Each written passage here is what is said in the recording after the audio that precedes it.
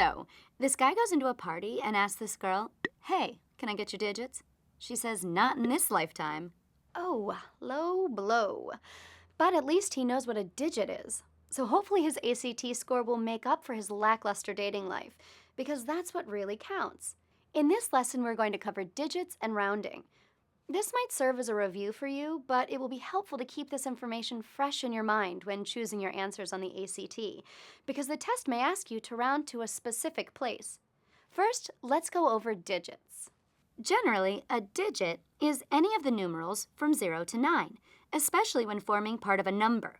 So 24 is called a two-digit number. That's because it's made up of two digits, 2 and 4. 2 is the digit in the tens place, and 4 is in the ones or units place.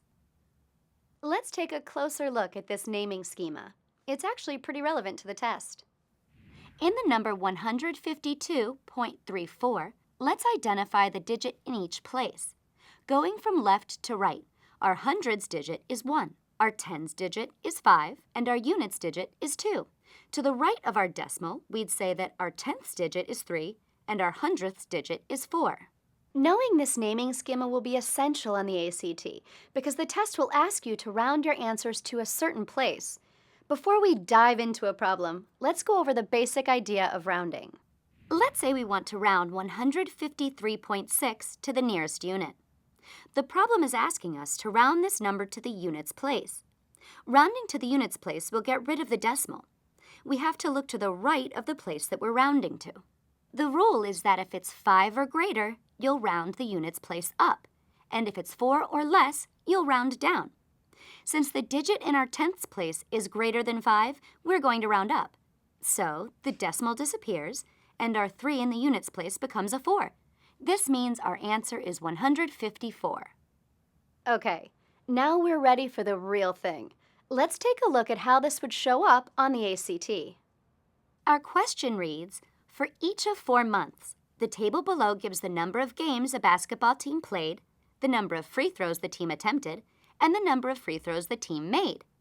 To the nearest tenth, what is the average number of free throws that the team made per game in November? We only want to take a look at the number of free throws for November, so let's zoom into the month of November on our table. For November, the team played 8 games and made 102 free throws.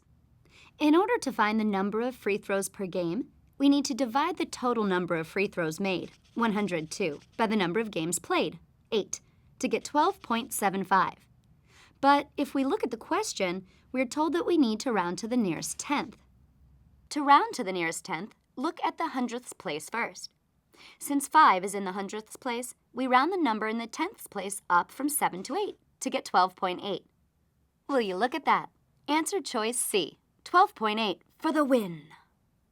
While this information might have been a review, it's important to remember it as you read math questions. The ACT may get you for not reading carefully and rounding to the wrong place, so be aware of those digits. Now let's do a little practice.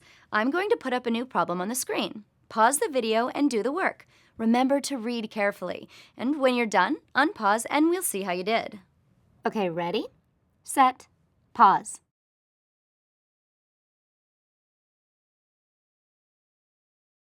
Thanks for playing along. Let's take a look. Let's underline the facts, circle the keywords, and label the answer choices. We know we're looking for positive two-digit numbers, so forget anything smaller than 10 or bigger than 99. Now let's look at the second rule. The units digit is twice the tens digit. Let's list out some options. If the tens digit is 1, the units digit would have to be 2. So we have at least one number for set S. Let's see if we can find some more. If the tens digit is 2, then the units digit would be twice 2, or 4. And if we keep going, we'll find 36 and 48. Can we find any more? Well, if we put 5 in the tens digit, the units digit would need to be 2 times 5, which is 10. But 10 isn't a digit. The biggest digit is 9. And 510 definitely isn't a two-digit number. Neither is 612 or 714. We only have 4 numbers that fit the rules, 12, 24, 36, and 48, which gives us answer choice A.